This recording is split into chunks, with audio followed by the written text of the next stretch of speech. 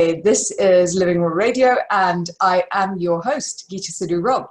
And I'm so happy you're here with me, and thank you very much for enabling me to even do the show, and thank you for taking the time to listen to it. And you know, I think the thing that we all need is massive amounts of inspiration on a daily basis. And what I love about the show is that I get to do what I want, but other than that, I get to put people on the show who I love, I admire, I respect, some of whom I know and some of whom I don't know.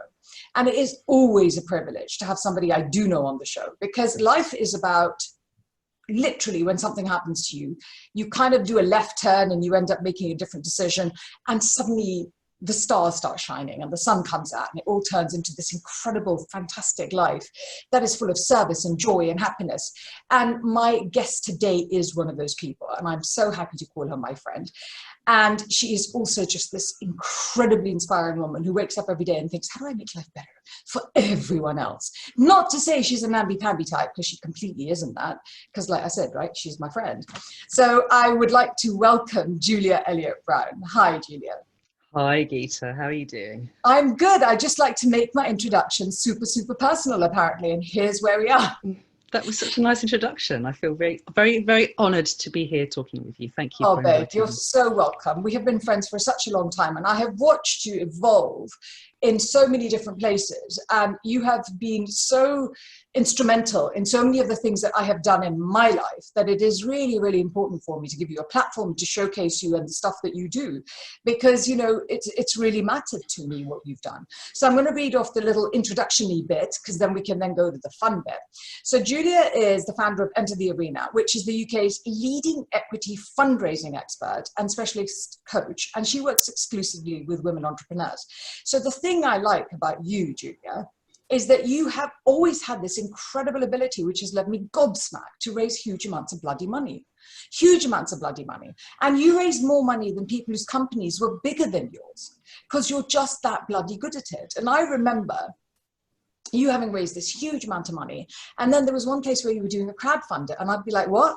You're like, oh, crowdfund. I'm like, what's that? And you'd be like, well, you go out to a crowd and they give you money, and that's the crowdfunding, you twit. And I'd be like, oh my God. But because you did this crowdfunding and you were so bloody good at it, and I was like, this indomitable lack of fear, where actually I was curled up quietly in the corner going, I know, I need to, and you were just like pacing out there doing all this stuff. It was amazing. And I've always admired you for that.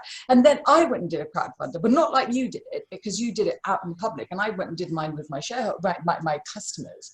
But I would never have done that without you.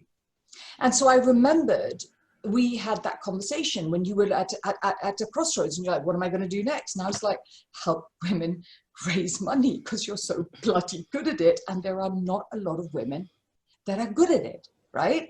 Mm. So have you always sort of known how to raise money? No, absolutely not. I mean, like, and trust me, there was plenty of fear that I was feeling. Right. But the fear was probably fueling me, Geeta, to push through it. That's the thing. Some people, when they feel that fear, they run away. But for me, that fear is what drives me to jump off a cliff. I don't know why. Oh, no, but to be fair, I use the fear to fire me up too. But it never feels like firing me up to go and raise money from people. Because frankly, that's just scary as shit. And I am not unlike a lot of your clients, because women entrepreneurs struggle to raise money. Women entrepreneurs never raise as much money as men. There's some really crap statistics in this area, right? There are. I mean, I think the stats are still really shocking about how little money goes to female-led businesses. It's about 2.7% of venture funding. Why? Oh, it's a complicated issue. There's two sides to the story, really, Geeta, because there's something about female founders and our mindset and our conditioning, but there's also some huge systemic issues in the industry that, on the other side, investors. So if you look at female founders, lots of women start businesses, more and more women start businesses than ever now, but often women start businesses because of a lifestyle choice. So not all women want to build businesses that they're going to scale. Okay, so that's the first thing, and there's nothing wrong with that at all. So, but there are definitely less women who start those businesses that are the kind of the businesses that have potential to scale, and the kind of businesses that would attract investment. and it's and a lot of that is to do with women's conditioning about what they believe their place in society should be, that we've been, that has been drummed into us over Yeah, eons. completely. Okay, so you've kind of got less women in the first place that start those kind of businesses, and then you've got those women who are starting those businesses don't often see the potential to scale them, because again their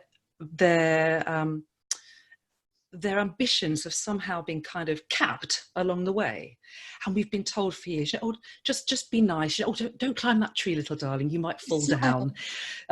Smile, be nice. And so it's really kind of pernicious, that kind of stuff.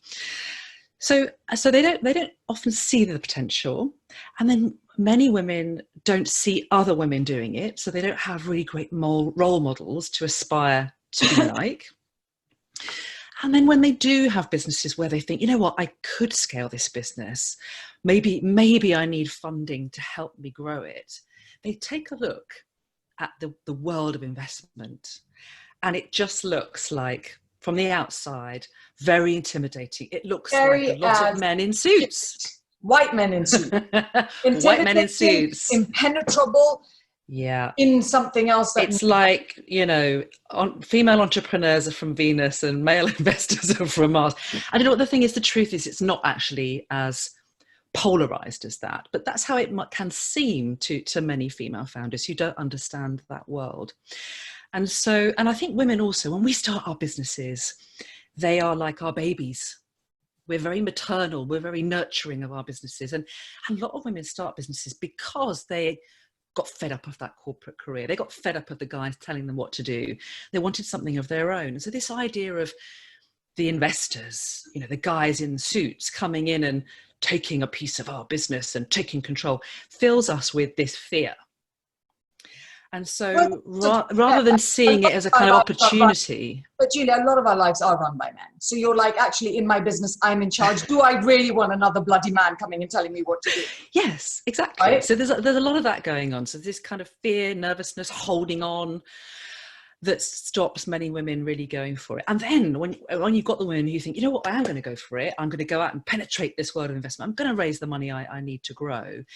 They then encounter the issues that you see on the other side, which are the systemic problems that sit in the investment industry, where most of those investors are men who tend to invest in businesses that they know and are familiar with. And so they just don't understand many of the businesses that women are building. Is this a good time to point out that when I first went out for investment, I had a man actually sit opposite me and ring his wife and said, "Do you drink juice?"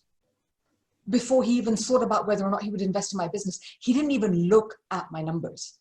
He literally rang his wife and asked her if she would drink juice. It's a very, very typical response. And I had the same response when I was going out raising investment for my last business, which was called Upper Street. It was a design your own shoe business, as you know. And so I was going to talk to men about women's shoes. And you'd get investors say, well, I'm just not sure that women spend that much on shoes.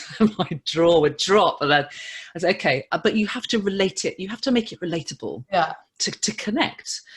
And again, sometimes that is about those investors going and speaking to the women in their lives to sense check it. And that's understandable, because why would you invest in something you don't know and you don't understand? You would go and talk to people who do know and understand that sector and understand whether you've got a solution that really fits. So I understood that.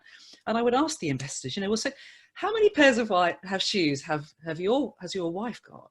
And how many pairs of shoes does she never actually wear because she doesn't really like them or they don't fit? And then the penny would start to drop. Yeah, or they hurt.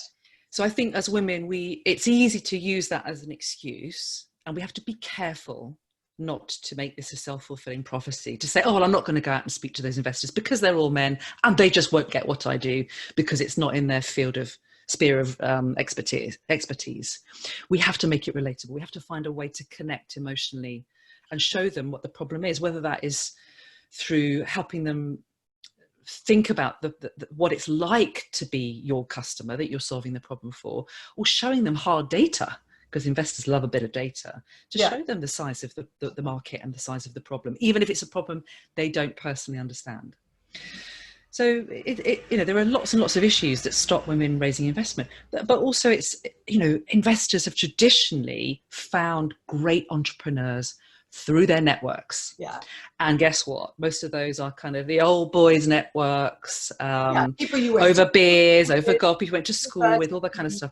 And we have to change that, because it blocks out those people who are who aren't connected into that world, who have then become underrepresented, whether that is women, whether that is people from the BAME communities, whatever. It's difficult to break into that if investors still rely on networks. These are just some of the things that are the issues. That's interesting, because then you end up becoming a conduit, sort of a lightning rod for both sides, which is really interesting. I hadn't thought of that, because then investors look at you and think you know a lot of women investors, and women investors come to you because you help women investors to raise investment. Okay, so I want you two things. Just very quickly, tell me what you do so everybody understands, because I want to ask you about the pandemic, please. Yeah. So I am a fundraising coach and advisor. So what does that really mean? Yeah. It's three things really that I help women entrepreneurs with. It's helping them with their strategy. So how should they go about raising investment? What should their approach be? And that's the kind of advisory piece that I do. I help them with their skills, which I think is probably the most important thing. Right. My job is to empower those women to have the skills they need to raise investment themselves. It's not about me raising investment for them. It's not what I do. I'm helping them develop their skills.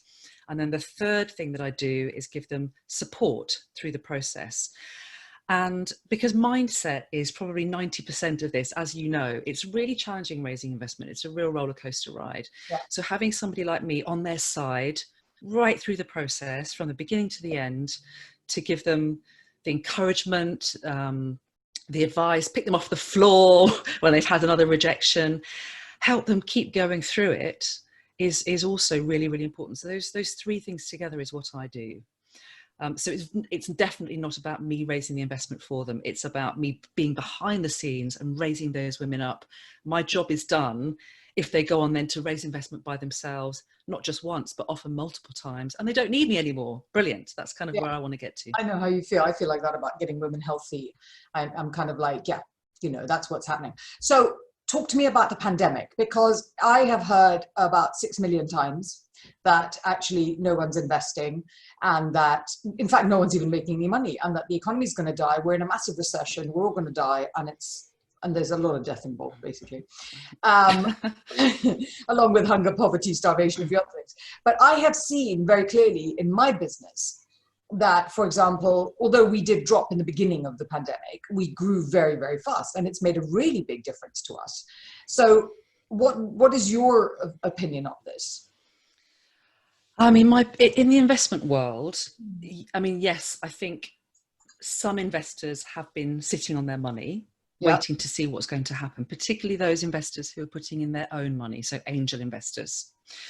But not all of those investors are sitting on their money. Some of them have done very well out of the pandemic, depending on what they have in their portfolio of investments. Yeah. And for the smart investors, they are still very much investing, because when you're investing in startups, you're not looking for a quick return. You're going to put your money into that startup, and it's going to sit there for 7-10 years maybe before that company is big enough to exit and you can get your money off the table. So they're long-term investments that are going to see through this pandemic and actually make a lot of sense. Mm-hmm. So I don't think it is the case that all the money has gone. I think probably about half of the money dropped during the pandemic, but it's starting to come back. And then when you look at the venture capital world, they still very much have a mandate to invest, but they are focusing on businesses that they've already invested in, so their existing portfolio. And money is tending to go into businesses that are a bit further along, that are kind of a bit more established in the market. What does that mean? So it means that they've got traction. And what that means is that they've probably been going for maybe 3 to 5 years. They've got a lot of customers. Every month they're growing. It's really clear that the market wants what they've got. Whereas earlier stage businesses, they're at the beginning of their journey, first couple of years, they've got some early signs that the market really wants what they've got. They're kind of doing okay, but they've got a long way to go yet to really prove themselves. Much, much riskier. And it's much harder at the moment, I think, for those companies who are early stage, who've never raised investment before, to go out and get the money. So it's harder, but it's not impossible. It's just a lot more competitive. So what does an average, like what kind of company now is actually raising money? Because to you, that makes sense. And to not everybody else, you know, so what do you mean? You mean 3 to 5, they've been around 3 to 5 years? I mean, it doesn't have to be 3 to 5 years, but the most important thing is that there's some really strong proof points that customers really, really love what they do. But when investors look at which companies they want to back, it's not just about the traction that they've got in the market. Really importantly, in the early stages, about the team. And is the team brilliant? And do they think that that team can really build that business over the long term? There's lots of factors that go into making a successful equity fundraising round. You know, you've got to have a brilliant business, but you've also got to be able to communicate that in a brilliant way to investors. You've got to know, you've got to reach out to the right investors in the right way. You've got to be really good at having meetings with investors and negotiating your deal. There's lots of things that go into it. So just having a great business isn't actually enough to be able to be successful at raising investment. It's like a marriage, like a good arranged marriage. Yeah, well, getting investment is, I mean, it's harder to get out of a bad investment relationship than it is to get out of a bad marriage. Well, imagine. That's for sure. So it's really important as an entrepreneur that you don't just take the first money that comes. You have to really be careful about who you get investment from. What happens? Because there's some horror stories there. There are some horror stories. I mean, I think, you know, you have investors who can be too meddlesome. Yeah. So they want to get involved in every single minute decision that you make, which can be really problematic. You have investors who actually want to take the business in a very different direction and can block you from creating the vision of this business that you've always dreamed of. You know, those are the most problematic types of investors, those that kind of meddle. And then you can also have investors that kind of have promised you that they're going to add lots of value into the business and then never actually really come through with it. Oh, I've had that. And leave town and you're like, hello. They're like, yeah, I just moved to Monaco. I'll call you in a year. Thanks. I know. But it is like finding a good marriage. There's a kind of process that you need to go through to get to know each other and trust each other and you need to have shared values, shared vision, and a shared understanding of how this business is going to be built. And that's quite challenging to find, as well as somebody that's actually got the money that you need. As opposed to just talking about having the money and driving completely nuts. And one of the parts of this is also, I remember, is that one thing that you really added value to my life with was that you talked about the due diligence part of it, which people forget. But it's about getting all your ducks in a row and having everything stacked in the right place and having it, you know, perfectly accessible ready so that the other person, it's like saying, actually, the guy's French and we're German. So can you make all your documentation look French ready? So he looks and sees what he's looking for along the way, like businesses, you know, have the right things, isn't it? That's right. I mean, when you take on investment, so you're bringing other people into your business, it's a big step towards growing up as a business, because often people start their business and they're kind of running it in quite a haphazard way.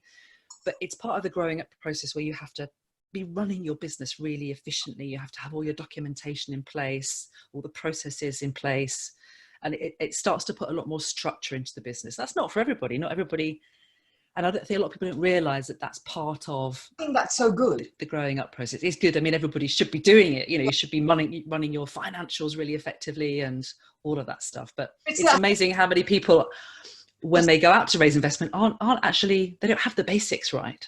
It's really important. But I mean, I have clients, coaching clients who, and I'm not a business coach. So, but when I have, you know, coaching clients and they'll say things like, I'm like, so, you know, because I'm talking about their health and their mental health and where they're at. It's like, so are you making money in the business? Oh, I don't know. And you're like, oh, yeah. I remember that. I remember being in that place going, I don't know, because actually we've got lots of revenue coming in, but I don't know if we're actually making money. I don't know if we're profitable, but I don't care because I can pay my bills. But you know what? It's such a common thing with female founders, and I'm not exactly sure why, but this fear of the numbers and a fear, and a belief that, oh, I'm no good at numbers. And actually it's bollocks. From school. But what it is that you just need to be shown what it all means and actually somebody to break it down and simplify it. And the problem is that most women, they go and talk to accountants who, guess what, are usually white men in suits. who bamboozle you with all these words and make it sound really complicated. It's a bit like when you take your car to the garage and they look under the bonnet and go, "Ooh, love, it's going to be expensive." And actually, but finance doesn't have to be complicated. You just need somebody to show you that it isn't complicated. But I tell you something, because I've always enjoyed maths, but when I looked at a balance sheet, I didn't understand it. I was like, Richard Branson didn't understand a balance sheet. We're okay here. But I remember, and I have one of my board members who tells me this on about a monthly basis, literally for the last 3 years. I used to say, I'm never fucking doing numbers. I hate numbers, apparently. And I'm like, it's all about the numbers. It's just, and so she just tells me that. And she said, you were shouting at me in the street. I was like, I was not. She was, you really were. But I actually struggled with that because I was like, this doesn't make sense. And I don't understand it because it's just about paying my bills and having more money in the bank account. And that just wasn't true. And I remember doing one of those executive MBAs at Cranfield Business School and thinking, oh my God, I don't understand this. And then learning. But then I came back. Do you know what I actually did? I sat with YouTube videos that explained revenue, that explained profit, that explained cash flow. Because I took a pen and a paper and I sat in front of these bloody videos till they made sense. And then my whole life changed. And now the only thing I track is my cost of profit. That's it. And on the 5th day of every following month, I want the profit for the month before, and it better be in my inbox because it's all I track. Yeah. And it's that spreadsheet that tracks all of the performance indicators for your business. That actually becomes like your Bible for running the business. Yeah. Because it tells you everything you need to know, actually, if you're tracking it all. It's really important. So anybody who's thinking about starting a business or is running a business, if you don't understand finance, then for God's sake, please go out and do exactly what Geeta did and educate yourself. Really. Because you will feel so much more empowered if you get it. I didn't feel quite as much as a useless, stupid victim. And I actually just, because I still, even when my business was hugely successful, I felt stupid because I didn't get it, and it meant that every investment conversation didn't make sense to me because I didn't understand the numbers. And people look at you and don't trust you because you're like, well, if you don't get the numbers, then why would we trust you, kind of thing. So, and that is something that you do very well. You talk about it very well. You explain it very well. You help people to make all the documentation and stuff. And I love that. I think it's an incredibly invaluable service. I want to also, just in the last few minutes we have, talk to me about your personal life. How children, school, lockdown, what the heck? So I've got 2 kids who are 14 and 12. So thankfully they are reasonably self-sufficient when it comes to doing their schoolwork. Not that I don't think they've really been doing very much during lockdown. They quite like it. I think they get it all done within about 3 hours and then they just take the rest of the day off. But I think lockdown's been great. I've personally really enjoyed the quieter pace of life. I've enjoyed stripping everything out, kind of getting back to basics, being a bit of a domestic goddess and doing lots of cooking and just hanging out with my kids a lot. It's been really therapeutic. Having said that, I'm now starting to feel like a coiled spring and I'm ready to go out and let my hair down. But not until I've been to the hairdressers. I've got myself an appointment in 2 weeks' time. My hair. And then I'm going out. I know, right? My hair, honestly, I have hair that's down back to my butt, and I haven't had this since I was a child. So yeah. I need to go to the hairdressers, but I'm afraid because it's going to take me an hour to cut my hair because it's so long. I'm like, okay, I'll get there eventually. Because that's one of the other things, though, about women entrepreneurs. It's been, I have to say, I'm like you, I have really loved lockdown because I actually have always had an office in my home.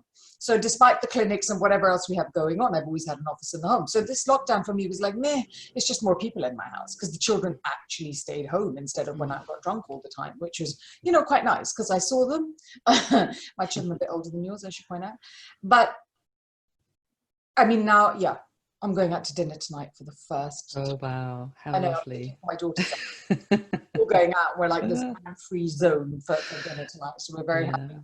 But I do think that I was speaking to somebody yesterday, and the Women's Equality Commission is actually investigating what the impact of COVID has been, because in fact it has impacted women so much more than any other category in society, because all these women, and the phrase I keep hearing is 50s housewife, 50s housewife, 50s housewife. Mm-hmm. All these women have turned up and had to do everything, and suddenly either have found their partners really actually do nothing, or they let them get away with doing nothing, or, you know, and it's been really interesting that. And have you found that? Because that's very hard for women entrepreneurs running businesses, because they usually have them from their homes in the beginning, don't they? Yeah, I mean, I'm quite fortunate in a way, because my children, I co-parent my children with their dad, who I'm no longer with. We've been apart for a long time now, and actually that's been quite good in lockdown, because we split 50-50. And so 50% of the time I have the children and do that, and then 50% of the time I have to myself. It's a really nice balance. I recommend it to everybody. And also, I think from a kind of, for the children to have two places to go to, everybody's had a bit of change of scene. We haven't had that kind of lockdown fever that I think you would have if you were all together all the time. So, you know, of course, it's annoying for the children to have to go back and forward between two houses, but actually, I think it's been really good in lockdown. So I feel very, very blessed, actually, and feel very fortunate on that front. Good. Yeah. Tell us how everybody can find you, my love. Sorry? How can everybody find you? So the easiest thing is to go to enterthearena.co.uk. Spell it, would you? enterthearena.co.uk, enterthearena.co.uk. There's lots of really great free stuff you can get on there to get you started on your journey for fundraising. So there's a podcast that I host, which is called Fundraising Stories with Women Entrepreneurs. Do check it out. There's some amazing women on there that have raised investment, sharing all their kind of trials and tribulations from the heart, raising investment. Really good. There's lots of kind of fundraising articles and advice. There's a masterclass that you can sign up for online, which will give you a really good start to thinking about fundraising. And then, of course, if you want more support, you can read all about how we can support you there with our fundraising academy or with one-to-one coaching with me. So loads of really great resources for you on enterthearena.co.uk. Amazing. That's so fabulous. And just to remind everybody, arena is spelled ARENA, just so we all know, because, you know, life is a bit like that. I'm so proud of you, my love, and I think you're fabulous, and you do a great, great, great job. And it has been such a pleasure to hang out and chat with you. Thank you, Geeta, and thank you for being such an inspiration to me too, and supporting me, particularly at the start of my journey with this business, which you definitely did. So thank you. Such a pleasure, my love, honestly, and I'm so pleased with what you're doing with it. So this is the wonderful, indomitable Julia Elliott Brown, and our company is called Enter the Arena. And I'm so grateful to have spent the time with you, ladies. I hope you find this incredibly useful for you as well. And that is another episode of Living Raw Radio. And thank you very much for having joined us. I'm so grateful to you all, and we will have another episode for you soon. So keep your eyes out for it and subscribe so that you know we're sending you stuff.